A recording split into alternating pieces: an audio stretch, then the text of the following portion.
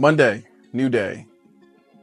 Today is the launch of brand new, and so I thought I'd share a story, some context.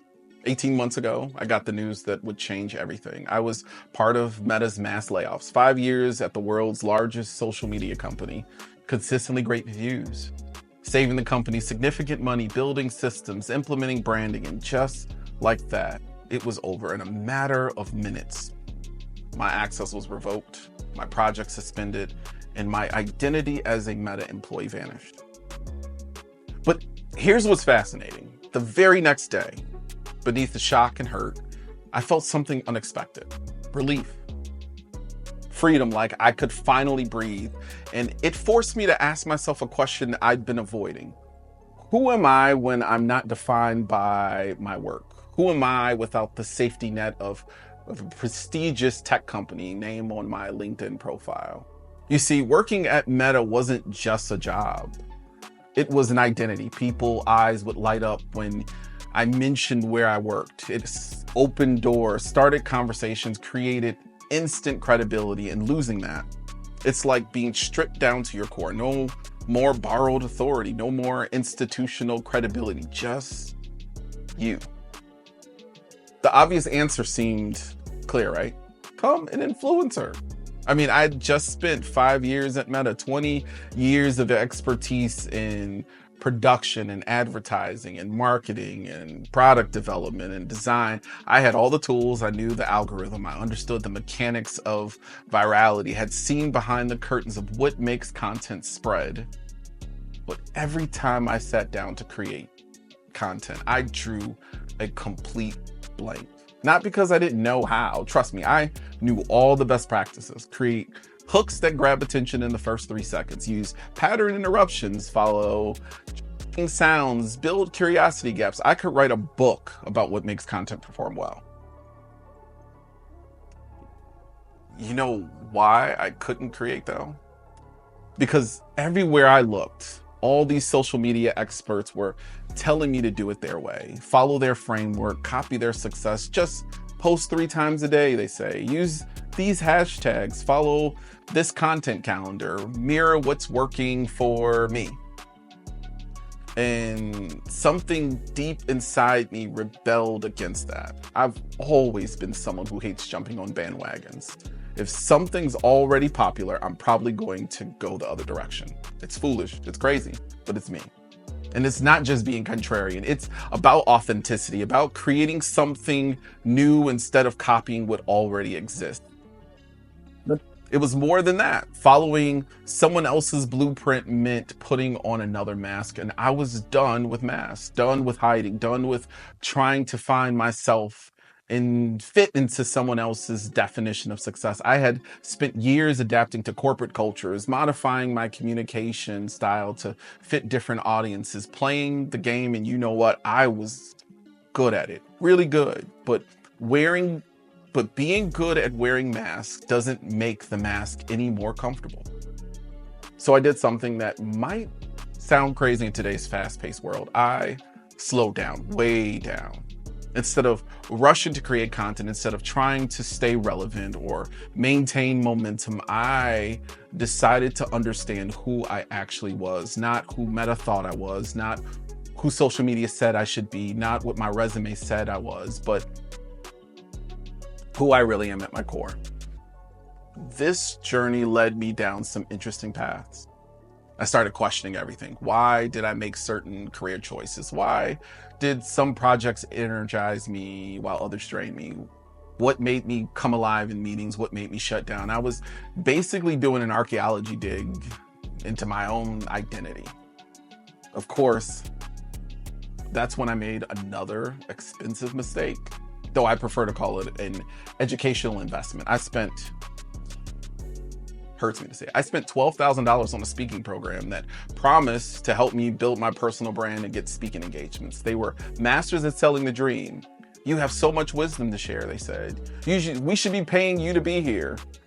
Let me tell you, what $12,000 brought me, an outdated system that treated everyone like they were the same person. Cookie cutter templates.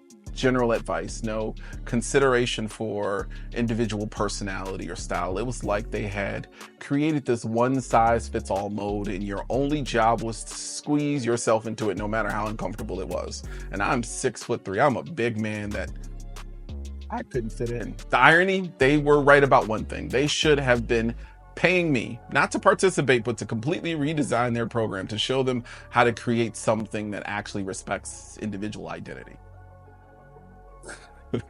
Something that starts with who you are instead of trying to force you into who they think you should be. But you know what? That frustration was a gift because it showed me exactly what was missing in the personal development space. It showed me why so many people struggle to build authentic brands or create meaningful connection. Why the burnout happens when they do. But here's what it gets interesting. As I focused on doing the deep work of understanding myself, something unexpected happened. The more I aligned with my authentic identity, the more opportunities started flowing in. Business, consulting, partnerships, connections, they came naturally. Not because I was following someone's growth hacking strategy, but because I was finally being genuine. Me, silly, quirky, unique, asking a ton of questions. I started seeing patterns everywhere in branding and personal development and business strategy. Everyone's talking about finding your niche, right? Niche down until it hurts, they say. Get more and more specific, and they're not wrong. Specificity is powerful, but here's what they're missing. What if the ultimate niche is simply being authentically you? What if instead of trying to fit into a pre-made category, we drill down to the most specific niche possible, our true identity? Think about it. There is literally no one else in the world with your exact combination of experiences, perspectives, and potential. That's not just a niche, that's like a category of one. Wow, that sounds like a sweet spot. That realization changed everything for me. I stopped trying to follow best practices and started creating practices that best followed who I am. I stopped trying to fit into categories and started embodying my own category. And most importantly, I stopped looking for external validation and started trusting my internal compass. That's why I created Brand New.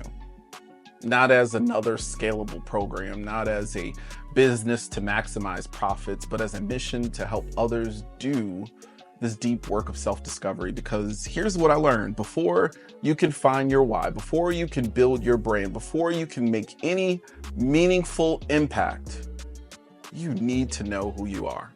And I don't mean in a superficial way. I'm not talking about personality tests or meditation or morning routines. Those can all be useful tools, but I'm talking about the deep, sometimes uncomfortable work of questioning everything you think you know about yourself, of separating your authentic desires from your adopted ones, of understanding why you make the choices you make.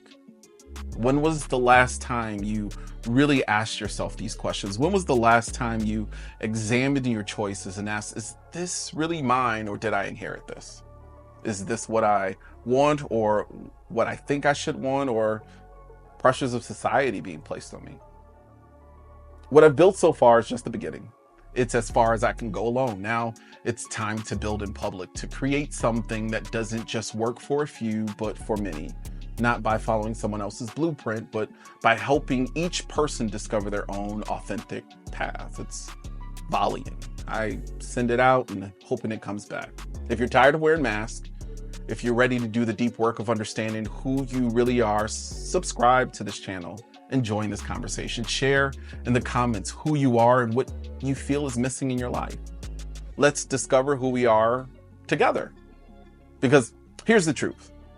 The world doesn't need another influencer following the same formulas. It needs you, the real you, the authentic, unfiltered, genuine you. That's what we're going to discover together.